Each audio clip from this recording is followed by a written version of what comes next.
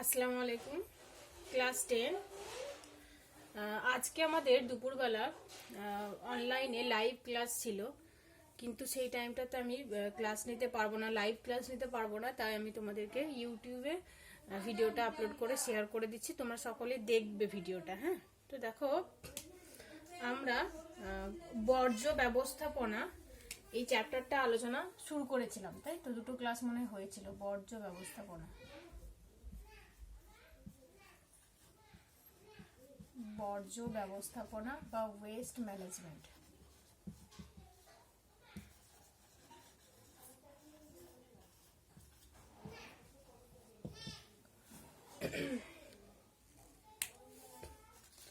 আগের ক্লাসে আমরা বর্জ্য ব্যবস্থাপনার পদ্ধতি এগুলো আলোচনা করেছিলাম, মানে কঠিন, তরল এবং গ্যাসীয় বর্জ্য ব্যবস্থাপনার পদ্ধতিগুলো, প্রসেসগুলো আমরা আলোচনা করেছিলাম। যেমন বর্জ্য পৃথকীকরণ, তারপর ভরাটকরণ, কম্পোস্টিং, নিষ্কাশন বা নিকাশি, তারপর স্ক্রাবার, এগুলো নিয়ে আলোচনা করেছিলাম।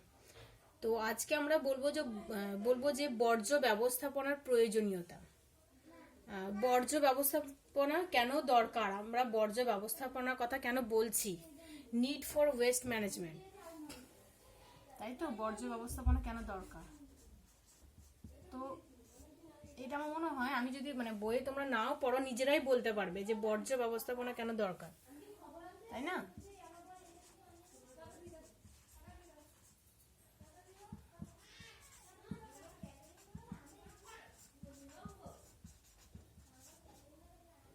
বর্জ্য ব্যবস্থাপনার প্রয়োজনীয়তা, নিড ফর ওয়েস্ট ম্যানেজমেন্ট।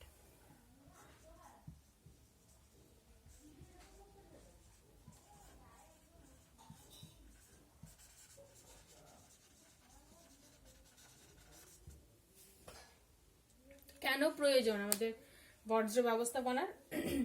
দেখবে আমরা যখন কোথাও ভ্রমণ করতে যাই, কোথাও পিকনিক করতে যাই, সেখানে দেখবে চারিদিকে শুধু বর্জ্য আর বর্জ্য, তাই তো?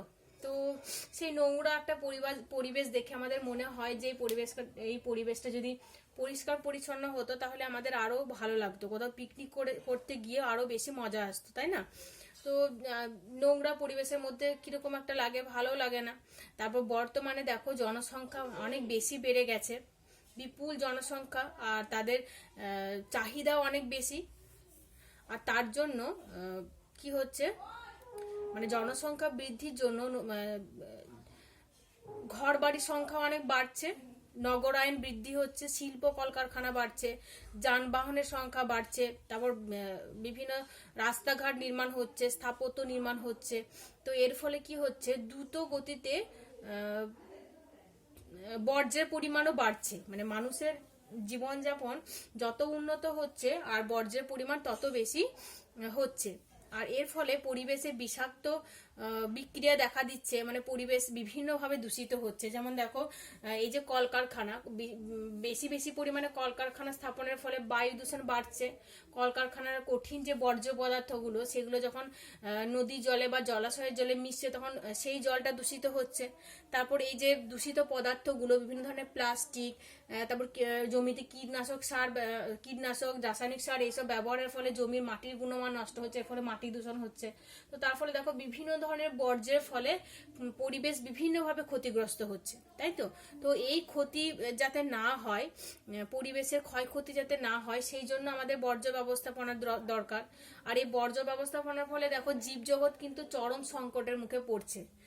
এই যে দূষণ হচ্ছে, পরিবেশ বিভিন্নভাবে দূষিত হচ্ছে, তার ফলে মানুষ এবং উদ্ভিদ উভয়ের ক্ষয়ক্ষতি হচ্ছে। তো এই সব ক্ষয়ক্ষতি যাতে না হয় তার জন্য আমাদের বর্জ্য ব্যবস্থাপনার দরকার। তো কয়েকটা পয়েন্ট আমি বলবো যে বর্জ্য ব্যবস্থাপনা কেন দরকার। দেখো, প্রথম পয়েন্টে আমরা বলবো যে দূষণমুক্ত পরিবেশ তৈরি করতে গেলে আমাদের বর্জ্য ব্যবস্থাপনা দরকার, তাই তো? বর্জ্য ব্যবস্থাপনার দ্বারাই একমাত্র দূষণমুক্ত পরিবেশ তৈরি হবে। মানে কঠিন বর্জ্য, গ্যাসীয় বর্জ্য এবং তরল বর্জ্য এগুলো যখন ব্যবস্থাপনা করা হবে তখন মাটি দূষণ, বায়ু দূষণ, জল দূষণ এইসব দূষণগুলো কম হবে। তো দূষণমুক্ত পরিবেশ পাবো আমরা বর্জ্য ব্যবস্থাপনার দ্বারা। তো এটা হচ্ছে বর্জ্য ব্যবস্থাপনার একটা প্রয়োজনীয়তা। এর জন্য বর্জ্য ব্যবস্থা প্রয়োজন আমাদের, তাই তো? তোমাদের এরকম 2 নম্বর 3 নম্বর কোশ্চেন আসতে পারে যে বর্জ্য ব্যবস্থাপনা প্রয়োজন কেন, 2 নম্বর আসতে পারে। তো তখন এই ছোট ছোট পয়েন্টগুলো তোমরা লিখবে, নিজের ভাষা লিখবে। তোমরা টেক্সট বইটা দেখবে, পড়বে, তারপর অ্যান্সারগুলো নিজের ভাষায় নিজের মতো করে লিখবে, বুঝে বুঝে পড়বে। তো তারপর দেখো বর্জ্য ব্যবস্থা প্রয়োজনীয়তা কেন, মানে আরেকটা প্রয়োজন কি বর্জ্য ব্যবস্থাপনার। আরেকটা হচ্ছে দেখো সম্পদের পুনর্ব্যবহার, এটা বলতে পারি আমরা। মানে বর্জ্য ব্যবস্থাপনার দ্বারাই আমরা কিন্তু সম্পদের আবার পুনর্ব্যবহার করতে পারছি, তাই তো? সম্পদের পুনর্ব্যবহার মানে যেসব বর্জ্যগুলো আমরা ব্যবহার করে ফেলে দিই, যেমন ধরো একটা কোদাল, ওটা ব্যবহার করে ভেঙে গেছে, সেটা আমরা অনেক সময় ফেলে রেখে দিই, কিন্তু সেটা যদি ফেলে না রেখে সেটাকে গলিয়ে আমরা নতুন করে আবার যদি সেটাকে ব্যবহার করি, তাহলে কি হচ্ছে, সম্পদের পুনর্ব্যবহার করা হচ্ছে। তো তার ফলে আমাদের সম্পদ কিন্তু নিঃশেষ হওয়ার সম্ভাবনাটা কম থাকছে, তাই তো? এর ফলে সম্পদের পরিমাণও বাড়বে আর বর্জ্যের পরিমাণটা কমতে থাকবে। তারপর দেখো জীবকুলকে রক্ষা করা, বর্জ্য ব্যবস্থাপনার আর একটা প্রয়োজনীয়তা হচ্ছে জীবকুলকে, মানে উদ্ভিদ এবং প্রাণীদেরকে রক্ষা করা। এটা কিভাবে? জীবকুলকে রক্ষা করা। দেখো যখন বর্জ্য ব্যবস্থাপনা করা হচ্ছে তখন দূষণের পরিমাণ কমছে, মানে বায়ু দূষণ, জল দূষণ, মাটি দূষণ, এইসব দূষণগুলো কমছে। আর এইসব দূষণগুলো কমার ফলে কি হচ্ছে, উদ্ভিদ এবং প্রাণীদের জীবন রক্ষা পাচ্ছে। তো এটা আমরা বলতে পারি যে জীবকুলকে রক্ষা করা, তাই তো? তো এই যে বর্জ্য ব্যবস্থাপনার ফলে কঠিন মানে বর্জ্যের সঠিক অপসারণ সম্ভব হচ্ছে। কঠিন বর্জ্য, তরল বর্জ্য, গ্যাসীয় বর্জ্যের এইসব বর্জ্যের অপসারণ সম্ভব হচ্ছে। আর তার ফলে সমাজ দূষণমুক্ত হচ্ছে, সামাজিক পরিবেশ, অর্থনৈতিক পরিবেশ এই সব কিছুই দূষণমুক্ত হচ্ছে। আর তার ফলে মানুষের রোগ মানে বিভিন্ন ধরনের রোগও কম হচ্ছে, তাই তো? পরিবেশ মানে বর্জ্য ব্যবস্থাপনার ফলে এই যে বর্জ্যের দ্বারা যে মানুষের বিভিন্ন ধরনের শরীরে রোগ হয়, পরিবেশ দূষণের ফলে মানুষের বিভিন্ন ধরনের রোগ হচ্ছে, তো সেগুলো কিন্তু কম হচ্ছে বর্জ্য ব্যবস্থাপনার দ্বারা। আর একটা দূষণমুক্ত পরিবেশ তৈরি হচ্ছে। এরপরে দেখো এটা হচ্ছে বর্জ্য ব্যবস্থাপনার প্রয়োজনীয়তা যেগুলো, সেগুলো আমি বললাম। এরপর বলবো আমরা, মানে এরপর আলোচনা করব যে এই বর্জ্যের ফলে বিভিন্ন নদীর, মানে ভারতের যে ভাগীরথী হুগলি নদী, মানে গঙ্গা নদীর দুটি শাখা নদী হচ্ছে ভাগীরথী হুগলি নদী, তাই তো? তো এই যে দুটি নদী, এর উপর বর্জ্যের কি প্রভাব বিস্তার করছে, এই নদীর কি ক্ষয়ক্ষতি হয়েছে সেটা নিয়ে একটু আলোচনা করব, ঠিক আছে? তো কেউ একজন কোশ্চেন করেছিল, মনে হয় শাহিনী আমাকে কোশ্চেন করেছিল যে গঙ্গা নদীর কোন প্রবাহে দূষণের মাত্রা সব থেকে বেশি। তো আমরা এটা বলবো যে গঙ্গা নদীর নিম্ন প্রবাহে দূষণের মাত্রা সব থেকে বেশি, যেহেতু ভাগীরথী হুগলিটা নিম্ন প্রবাহে মানে শাখা নদীর সৃষ্টি হয়েছে, তো ভাগীরথী হুগলি নদীতে দূষণের মাত্রা সব থেকে বেশি, তাই না? তো এটাও আমরা বলতে পারি যে ভাগীরথী হুগলি নদীতে দূষণের পরিমাণ সব থেকে বেশি। তো ভাগীরথী হুগলি নদীর উপর বর্জ্যের প্রভাব।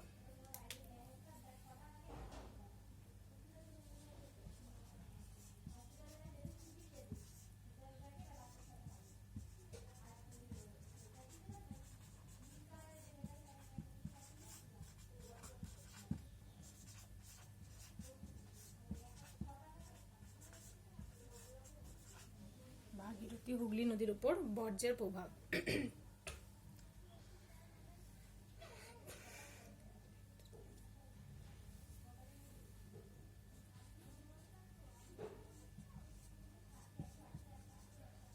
Effects of waste disposal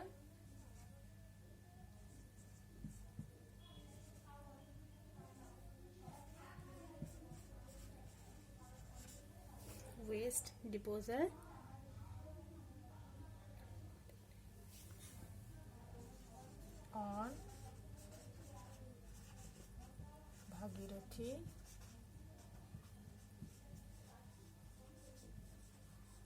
Hooghly river, Bhagirathi Hooghly নদীর উপর বর্জ্যের কি প্রভাব পড়ছে। দেখো, শিল্প বিপ্লবের ফলে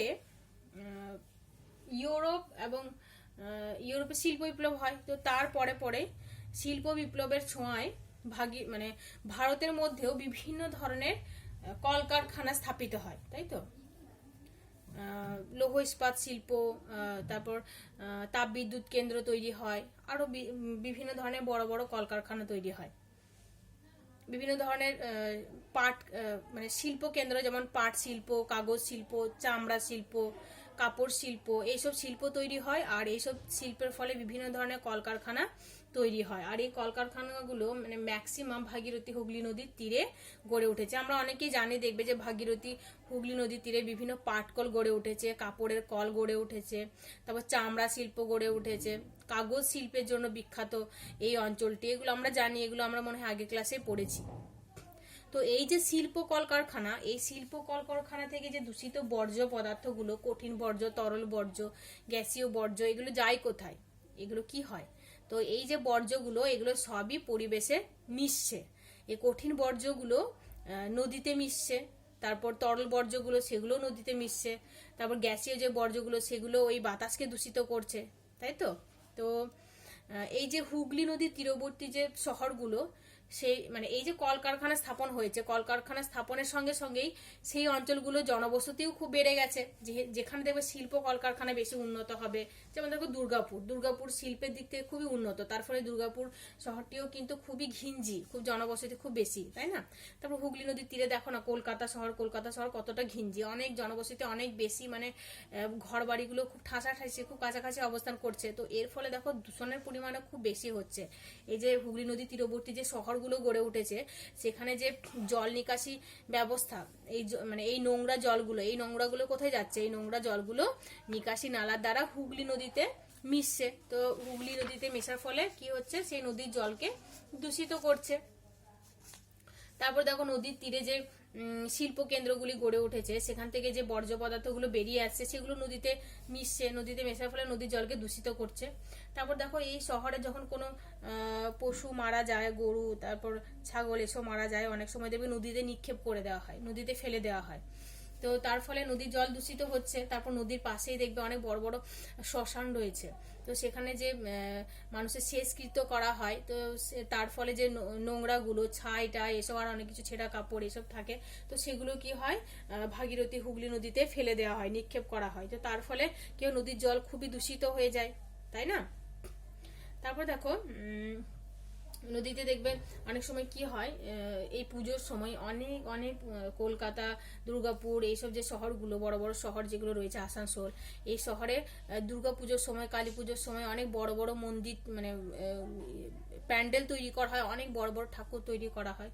তো সেই প্রতিমা মানে নির্মাণ করা হচ্ছে, ঠাকুর তৈরি করা হচ্ছে, তো সেইগুলো যখন ভাসিয়ে দেওয়া হয়, বিসর্জন যখন হয়, তো তখন কি হয়? এই নদীতেই বিসর্জন দেওয়া হয়, ভাসিয়ে দেওয়া হয়। তো তার ফলে কি হয়? নদীতে প্রচুর পরিমাণে নদীর জল দূষিত হয়, আর নদীর নাব্যতা হ্রাস পায়। নাব্যতা হ্রাস পায় মানে গভীরতাটা হ্রাস পায়, বোঝা গেছে।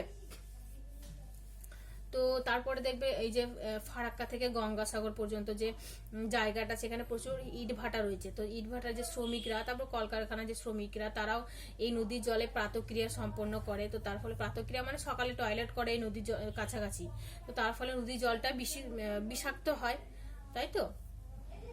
তারপরে দেখো নদীর জলে মানে এই ভাগীরথী হুগলি নদীর কাছাকাছি যে অঞ্চলগুলো, সেখানে দেখবে বিভিন্ন ধরনের অনেক রাসায়নিক কলকারখানা গড়ে উঠেছে, যার ফলে রাসায়নিক যে পদার্থগুলো সেগুলো, তারপর বিভিন্ন ধরনের ভারী ধাতু, ক্রোমিয়াম, ক্যাডমিয়াম, তারপর পারদ, সীসা, এগুলো সবই নদীর জলে মিশছে। এর ফলে নদীর জল দূষিত হচ্ছে।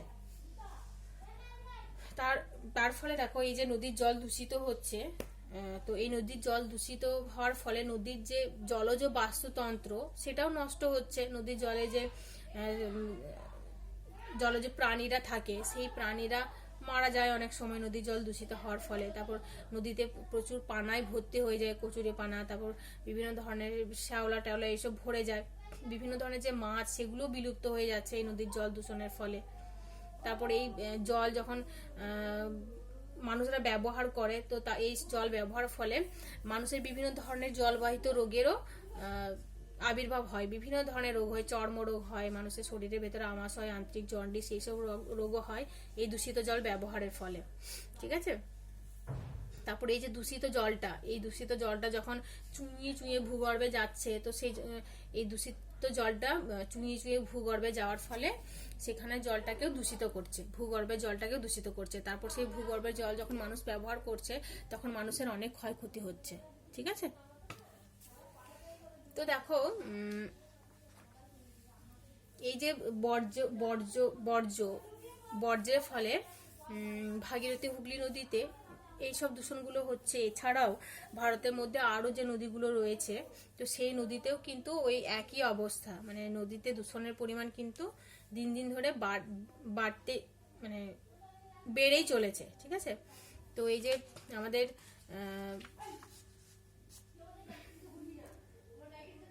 অনেক আগে মানে নর্মদা নদীতে দূষণের পরিমাণ বেড়ে যাওয়ার ফলে রাজীব গান্ধী, তৎকালীন প্রধানমন্ত্রী রাজীব গান্ধী নর্মদা বাঁচাও পরিকল্পনা গ্রহণ করেন, যার ফলে নর্মদা নদীতে দূষণের পরিমাণ যাতে কমানো যায়, তো সেই দূষণ কমানোর জন্য নর্মদা বাঁচাও পরিকল্পনা গ্রহণ করেন।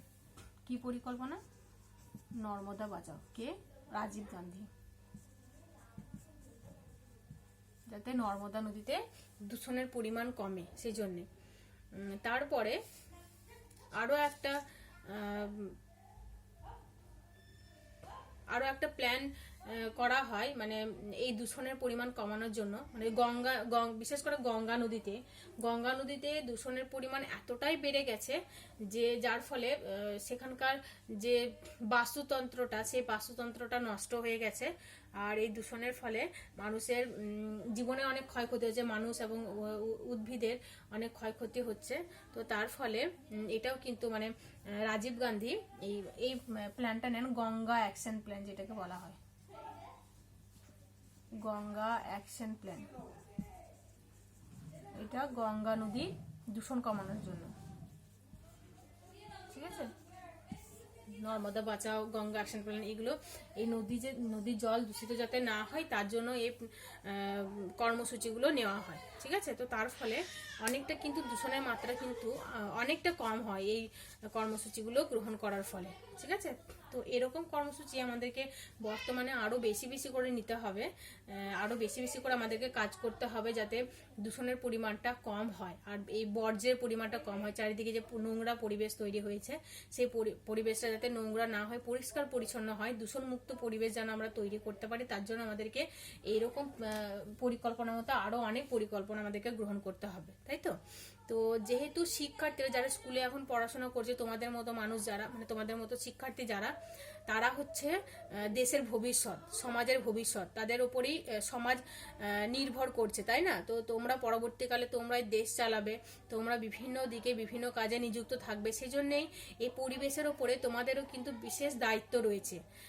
মানে মানুষ যেহেতু সমাজবদ্ধ জীব, সমাজে মানুষ বসবাস করছে, সেই জন্য সমাজের বিভিন্ন কাজে মানুষকে অংশগ্রহণ করতে হয়।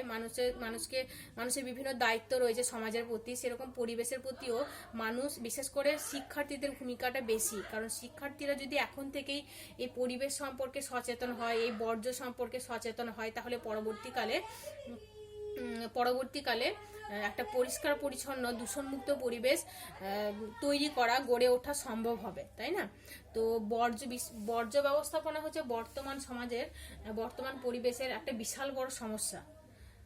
সমুদ্রে দেখো, বর্জ্যের ফলে সমুদ্রের জল দূষিত হচ্ছে, সামুদ্রিক বাস্তুতন্ত্র নষ্ট হচ্ছে, আরো অনেক। এই যে দূষণ সম্পর্কে এতক্ষণ ধরে বললাম আমি, তো এইসব দূষণগুলো যাতে না হয়, তো সেই জন্য শিক্ষার্থীদের বিশেষ ভূমিকা রয়েছে।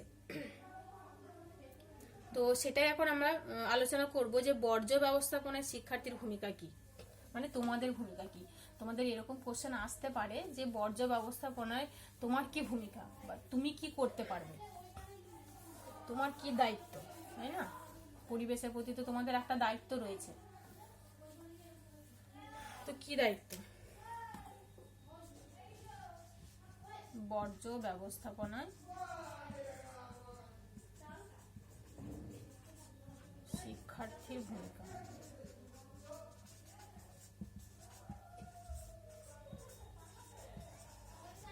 তোমরা নিজেরাই বলো যে বর্জ্যগুলোকে মানে বর্জ্য ব্যবস্থাপনার জন্য বা দূষণমুক্ত পরিষ্কার পরিচ্ছন্ন পরিবেশ তৈরি করার জন্য তোমরা কি কি করতে পারো। এই যে এতদিন লকডাউনে ঘরে তোমরা বসে আছো, তো ঘরে তোমরা এই যাতে বর্জ্য না হয়, ঘরে তো অনেক বর্জ্য তৈরি হয় নিত্য প্রয়োজনীয় কাজের জন্য আমাদের, তো তোমরা কি কি করলে এতদিন ধরে? মানে ঘরটাকে কিভাবে পরিষ্কার পরিচ্ছন্ন রাখলে, আশেপাশের পরিবেশকে কিভাবে তোমরা পরিষ্কার পরিচ্ছন্ন করো, তো সেটা তোমরা একটু ভাবো।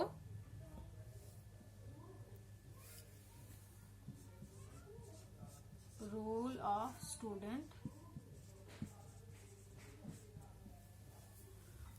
Waste management.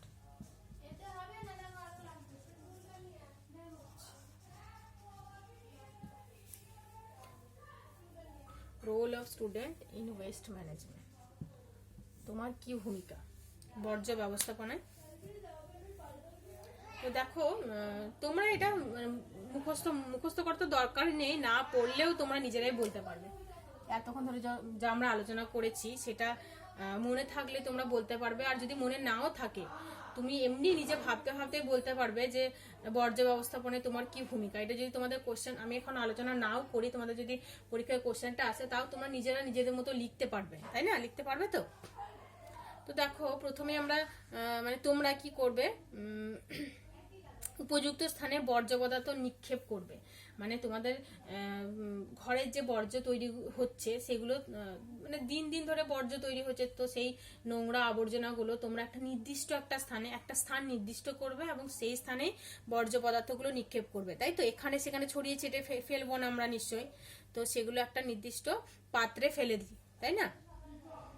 শহরাঞ্চলে বিশেষ করে, গ্রামে হলে আমরা ঘরের মানে অনেকটা জায়গা আছে সামনে, তো কোনো একটা কোনায় সেখানে একটা জায়গা করে ছোট পাত্র করে সেখানে রাখলাম। কিন্তু শহরে কি হয়, খুবই ঘিঞ্জি আর স্পেসটা অনেক কম হয়, তো সেই জন্য একটা বড় ডাস্টবিন আমরা তৈরি করি বা বড় পাত্র তৈরি করি, সেখানে আমরা নোংরাগুলো আবর্জনাগুলো সেখানে ফেলে রাখি, তাই তো? তারপর দেখো জৈব সার প্রস্তুত। এটা কিভাবে? এটা হচ্ছে যে জৈব ভঙ্গুর যেগুলো মানে বায়োডিগ্রেডেবল যে বর্জ্যগুলো, সেগুলো আমরা কি করি, সেগুলো আমরা একটা মাটি খুঁড়ে সেখানে গর্ত করে সেখানে ফেলে দিতে পারি। তো সেটা যখন আমরা আবার মাটি চাপা দিয়ে রাখবো, সেটা অনেকদিন পরে মানে ম্যানিওর পিটে পরিণত হয়ে সেটা জৈব সার তৈরি হয়ে যায়। সেটা আমরা গাছের মানে গাছ লাগানোর সময় সেখানে গাছে দিতে পারি, বড় বড় গাছ যেখানে সেখানে আমরা দিতে পারি, এইভাবে জৈব সার তৈরি করতে পারি, তাই না? তারপর দেখো, তোমাদের আরো একটা দায়িত্ব হচ্ছে পারিপার্শ্বিক যে পরিবেশ যেখানে তুমি থাকছো, সেই শুধুমাত্র নিজের ঘরটুকু পরিষ্কার করলে হবে না, আশেপাশে যে পরিবেশ সেটাকেও আমাদেরকে পরিষ্কার পরিচ্ছন্ন রাখতে হবে, তাই না? যেমন নিজেদের ক্লাসরুম, যেখানে আমরা ধরো টিউশন পড়তে যাই, সেই সেখানটা ভালো করে পরিষ্কার পরিচ্ছন্ন করে রাখা আমাদের দায়িত্ব। যখন সেই রুমগুলো নোংরা হয়ে থাকবে, আবর্জনা জঞ্জাল যুক্ত হয়ে থাকবে, তখন বিভিন্ন ধরনের পোকামাকড় মশা এসব উৎপাত করবে, তাই না? তো সেগুলো আমাদেরও দেখতে খারাপ লাগে, আমাদের শরীরের জন্য খারাপ। তো সেই জন্য আমাদের উচিত আমি যেখানে থাকবো সেই জায়গাটা এবং তার পারিপার্শ্বিক পরিবেশটাকে পরিষ্কার পরিচ্ছন্ন রাখা, তাই তো? তো তারপরে দেখো, উচ্ছিষ্ট পদার্থ যেগুলো আমরা ব্যবহার করি, অনেক সময় খাবারের প্যাকেট, কাগজের ঠোঙা, এগুলো এখানে সেখানে অনেকেই ফেলে দেয়, কিন্তু সেই উচ্ছিষ্ট পদার্থগুলো আমাদেরকে এখানে সেখানে ফেললে চলবে না, সেগুলোকে একটা নির্দিষ্ট জায়গায় ডাস্টবিনে ফেলতে হবে। সেটা আমাদেরকে ক্লাসরুমেও হতে পারে, ক্লাসরুমেও আমরা উচ্ছিষ্ট পদার্থগুলো একটা ডাস্টবিনে ফেলবো। যখন আমরা ঘরে থাকবো সেখানেও যখন আমরা কাগজ এসব নোংরা তৈরি হবে, সেগুলো একটা নির্দিষ্ট একটা জায়গায় একটা ডাস্টবিনে ফেলবো, তাই তো? তারপরে এই যে দূষণ সম্পর্কে, বর্জ্য সম্পর্কে আমাদের কি করতে হবে, জনসচেতনতা বৃদ্ধি করতে হবে। মানে অনেক মানুষ আছে দেখবে যারা এই বর্জ্য সম্পর্কে সচেতন নয়, মানে এই সম্পর্কে তাদের কোনো ধ্যান ধারণা নেই, জ্ঞানও নেই যে এই বর্জ্যের ফলে মানুষের কত ক্ষতি হতে পারে, পরিবেশের কত ক্ষতি হতে পারে, সেসব ধারণা তাদের নেই। তো আমাদের কি করতে হবে, মানে যারা শিক্ষার্থী তোমাদের কথা বলছি, তোমাদের কি করা উচিত, সেই সব মানুষদেরকে সচেতন করা যে তুমি এই জায়গাটা নোংরা করো না, এই জায়গাটা নোংরা করলে এরকম তার খারাপ প্রভাব পড়বে। তো সেইগুলো তাদেরকে বোঝানো, তাই না? তোমাদের আশেপাশে দেখবে তোমাদের ছোট ছোট ভাই বোন রয়েছে যারা কি করে, ঘর নোংরা করে, আশেপাশে পরিবেশটাকে নোংরা করে, এই কুরকুরে চিপস চকলেট খায়, এখানে সেখানে ফেলে দেয়। তো তখন তোমাদের কি করা উচিত, তাদেরকে বোঝানো উচিত যে না, এরকম করবে না তোমরা, এই নোংরাগুলো একটা নির্দিষ্ট জায়গা রয়েছে, নির্দিষ্ট ডাস্টবিন রয়েছে, সেখানে তোমরা ফেলো। তার ফলে দূষণ কম হবে আর সেখানকার পরিবেশটাও দেখতে ভালো লাগবে, তাই না? তারপরে নালা নর্দমা পরিষ্কার পরিচ্ছন্ন রাখা। তোমরা যেখানে থাকছো, তোমাদের ঘর বলো, যেখানে থাকছো সেখানে যে নালা নর্দমা, সেই নর্দমা জল জমতে দেওয়া চলবে না, জলটা যেন বয়ে চলে যায়। তারপর সেখানে নোংরা কঠিন পদার্থ, কাগজের টুকরো, ফলের খোসা সেখানে নর্দমায় ফেলা চলবে না। অনেক সময় কি করি আমরা, নর্দমায় ফেলে দিই, তো তার ফলে ওখানে জল জমতে জমতে সেখানে জলটা দূষিত হয়ে যায়, পচে দুর্গন্ধ বেরিয়ে আসে, মশা মাছি এইসব সেখানে বসতে থাকে। তো তার ফলে আমাদের অস্বাস্থ্যকর একটা পরিবেশ তৈরি হয়। তো এরকম করলে চলবে না। আর সেই নালা নর্দমাগুলো সবসময় পরিষ্কার পরিচ্ছন্ন রাখতে হবে। আর সেখানে ডিডিপি স্প্রে করতে হবে, বিভিন্ন ধরনের যে ফিনাইল টিনাইল এসব আমরা ব্যবহার করি সেগুলো স্প্রে করতে হবে, তার ফলে দূষণটা কম হবে, ঠিক আছে? আর এই দূষণ কম হলে আমাদের শরীর স্বাস্থ্যও ভালো থাকবে। তো এটাই হচ্ছে বর্জ্য ব্যবস্থাপনায় শিক্ষার্থীদের ভূমিকা, মানে তোমাদের ভূমিকা। তো এই যেগুলো আমি বললাম সেগুলো ভালো করে শোনো আর নিজের ভাষায় লিখবে তার পরীক্ষার খাতায়, ঠিক আছে? এরপরে আমরা বেশ কিছু শর্ট কোশ্চেন একটু আলোচনা করছি, তোমরা এটা শোনো। শর্ট কোশ্চেনগুলো আমি লিখছি না, মুখে বলছি। দেখো অপশন দেওয়া আছে, আমি শুধু আনসারটা বলছি। দেখো প্রথমেই রয়েছে টিন কাঁচ কি ধরনের বর্জ্য পদার্থ? তো এটা আমরা সবাই জানি, টিন কাঁচ এগুলো হচ্ছে কঠিন বর্জ্য, তাই তো? ডিটারজেন্ট কি ধরনের বর্জ্য? ডিটারজেন্ট হচ্ছে, ডিটারজেন্ট যেহেতু জলকে দূষিত করছে, তো সেই জন্য এটা ডিটারজেন্ট তরল বর্জ্য, তাই না? আমরা দেখবে ডিটারজেন্ট জলে গুলে ব্যবহার করি, লিকুইড ডিটারজেন্টও হয়, তো সেটা হচ্ছে তরল বর্জ্য। একটি গ্যাসীয় বর্জ্য কি বলতো? গ্যাসীয় বর্জ্য হচ্ছে কার্বন ডাইঅক্সাইড, সালফার ডাইঅক্সাইড, এগুলো হচ্ছে গ্যাসীয় বর্জ্য। তারপর দেখো মারাত্মক বিষাক্ত বর্জ্য কি? এখানে দেখবে চারটে অপশন রয়েছে, চারটে অপশনের দুটো অপশন রয়েছে সীসার পারদ। তো সীসার পারদ দুটোই মারাত্মক বিষাক্ত বর্জ্য। তারপরে আছে নেক্সট কোশ্চেন, একটি ধাতু কোনটি ধাতু? ধাতু হচ্ছে পারদ, পারদ হলো ধাতু। অপশনে আরো তিনটে রয়েছে, কাঠ, কাগজ, কাঁচ এগুলো রয়েছে, তো পারদ হবে ধাতু। তারপর ঔষধের ফয়েল, ঔষধের ফয়েল হচ্ছে কি বর্জ্য? ঔষধের ফয়েল বলতে ওষুধ যেগুলোতে মোড়া থাকে, তো সেটা হচ্ছে চিকিৎসা বর্জ্য, তাই তো? চিকিৎসা সংক্রান্ত বর্জ্য। তারপর দেখো শূন্যস্থান পূরণ। শূন্যস্থান পূরণে দেখো ফার্স্ট কোশ্চেন রয়েছে, বিপজ্জনক বর্জ্য ফেলার জায়গাকে কি বলা হয়? কি বলা হয় বলো তো? সিকিউর ল্যান্ডফিল বলা হয়। বিপজ্জনক যে বর্জ্যগুলো যেখানে ফেলা হয় সেটাকে বলা হয় সিকিউর ল্যান্ডফিল। যে সকল বর্জ্য তরল অবস্থায় থাকে তাদের বলে কি বলে? তরল বর্জ্য বলে। নেক্সট কোশ্চেন রয়েছে যে ড্যাশের মধ্য দিয়ে দূষিত জল চালনা করলে রং গন্ধের শোধন হয়। এই কোশ্চেনটা আমি কোথাও পাইনি, খুঁজে পেলে আমি তোমাদেরকে জানাবো, ঠিক আছে? নেক্সট কোশ্চেন দেখো, গ্যাসীয় বর্জ্য দূরীকরণের একটি যন্ত্র হলো স্ক্রাবার। ওয়েট স্ক্রাবার হচ্ছে গ্যাসীয় বর্জ্য দূরীকরণের একটি যন্ত্র। তারপর দেখো নেক্সট কোয়েশ্চেন দেখো, পারমাণবিক বিদ্যুৎ কেন্দ্র থেকে কি বর্জ্য বেরিয়ে আসে? তো তেজস্ক্রিয় বর্জ্য বেরিয়ে আসে, এটা আমরা সবাই জানি। নেক্সট কোয়েশ্চেন দেখো, ট্রু ফলস রয়েছে, অ্যাসিড একটি বিষাক্ত বর্জ্য। হ্যাঁ, এটা ট্রু, এটা অ্যাসিড একটা বিষাক্ত বর্জ্য। অ্যামোনিয়া একটি কঠিন বর্জ্য না, এটা তরল বর্জ্য অ্যামোনিয়া। নেক্সট কোয়েশ্চেন দেখো, মিড ডে মিল অ্যামোনিয়া। হ্যাঁ, নেক্সট কোয়েশ্চেন দেখো, মিড ডে মিল ব্যবস্থায় জৈব ভঙ্গুর বর্জ্য বেশি উৎপাদিত হয়, মানে যেগুলো মাটিতে মিশে যায়। হ্যাঁ, এটা ট্রু, মিড ডে মিল ব্যবস্থায় জৈব ভঙ্গুর বর্জ্য বেশি উৎপাদিত হয়। নেক্সট কোয়েশ্চেন দেখো, মোটর গাড়ি থেকে নির্গত হয় কার্বন। হ্যাঁ, মোটর গাড়ি থেকে কার্বন ডাইঅক্সাইড, কার্বন মনোক্সাইড এসব নির্গত হয়, তো মোটর গাড়ি থেকে নির্গত হয় কার্বন। ট্রু। গৃহস্থালির বেশিরভাগ বর্জ্য বিষহীন বর্জ্য। হ্যাঁ, গৃহস্থালির বর্জ্য যেগুলো ফলের খোসা, সবজির খোসা, এগুলো তো বেশি হয়, তো বর্জ্যগুলো বিষহীন বর্জ্য বেশি গৃহস্থালিতে। কিন্তু হাসপাতালে বর্জ্য বেশিরভাগই হচ্ছে বিষাক্ত বর্জ্য। তাই না, সেগুলো আমাদের শরীরে অনেক ক্ষতিকর। হেপাটাইটিস একটি বায়ুবাহিত রোগ না, হেপাটাইটিস বায়ুবাহিত রোগ নয়। হেপাটাইটিস ছড়ায় কিরকম বলতো, এই জীবের যে লালাটা যখন একজনের শরীর থেকে আরেকজনের শরীরে যাবে, এইভাবে ছড়ায়। তো এটা বায়ুবাহিত রোগ নয়। আমরা সচেতন থাকলে বর্জ্যের হ্রাসকরণ সম্ভব। হ্যাঁ, এটা ট্রু। আমরা যদি সচেতন হই তাহলে বর্জ্য একদমই কমে যাবে, তাই না। তারপর দেখো ডান স্তম্ভ বাম স্তম্ভ রয়েছে। কঠিন বর্জ্য কি বলতো? কঠিন বর্জ্য এইদিকে অপশনে রয়েছে, অনেকগুলো অপশন রয়েছে, তার মধ্যে হবে সিরামিকের কাপ ভাঙা কাপ, এটা কঠিন বর্জ্য। শিল্প বর্জ্য কি হবে? রাসায়নিক পদার্থ, শিল্প বর্জ্য থেকে রাসায়নিক পদার্থ বেরিয়ে আসে, তাই তো।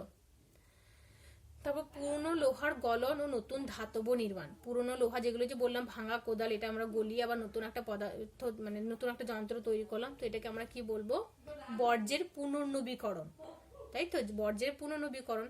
তারপর দেখো বিষাক্ত বর্জ্য কোনটি? পারদ জাতীয় ধাতু, এটা হচ্ছে বিষাক্ত বর্জ্য।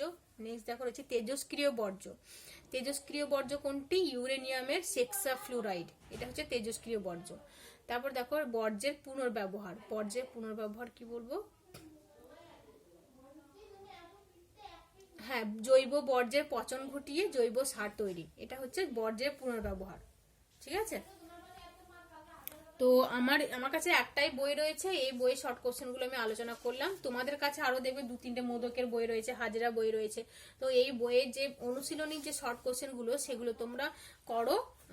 এই বই দেখে দেখেই তোমরা টিক দিয়ে দিয়ে সেগুলো করো। আর যেটা পারবে না সেটা আমার সঙ্গে কন্ট্যাক্ট করবে, আমার কাছ থেকে জেনে নেবে। ঠিক আছে।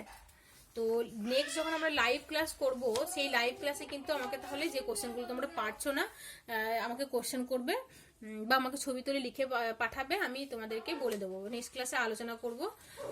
আর তারপরে আমরা নতুন একটা চ্যাপ্টার শুরুও করব নেক্সট ক্লাসে ইনশাল্লাহ। ঠিক আছে। তো আমাদের বর্জ্য ব্যবস্থাপনা এই চ্যাপ্টারটা শেষ হয়ে গেল। এই চ্যাপ্টার থেকে তোমাদেরকে যে কোশ্চেনগুলো বললাম সেগুলোই ভালো করে পড়বে। এই যে বর্জ্য ব্যবস্থাপনায় শিক্ষার্থীর ভূমিকা কি, বর্জ্য কাকে বলে, তারপর কঠিন বর্জ্য কাকে বলে, ছোট ছোট এই যে 2 নম্বর কোশ্চেন, তরল বর্জ্য কাকে বলে, গ্যাসীয় বর্জ্য কাকে বলে, উদাহরণ, বিষাক্ত বর্জ্যের উদাহরণ, বিষহীন বর্জ্যের উদাহরণ, তারপর বর্জ্যের উৎস, এগুলো 2 নাম্বার 3 নাম্বার করে করবে। মানে যেগুলো আমি আলোচনা করলাম সেগুলো পুরো টেক্সট বইটা ভালো করে আগে পড়ো, তাহলে তোমরা এগুলো পারবে।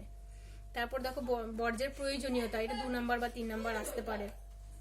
তারপর বর্জ্য ব্যবস্থাপনার পদ্ধতিটা তোমরা ভালো করে করবে, এটা 5 নাম্বার আসতে পারে। একটাই 5 নাম্বার করবে ভালো করে, বর্জ্য ব্যবস্থাপনার পদ্ধতি। এই চ্যাপ্টার থেকে মানে বিশেষ করে বড় কোশ্চেন সেরকম আসবে না, ওই 3 নাম্বার 2 নাম্বার এরকমই আসবে। ঠিক আছে।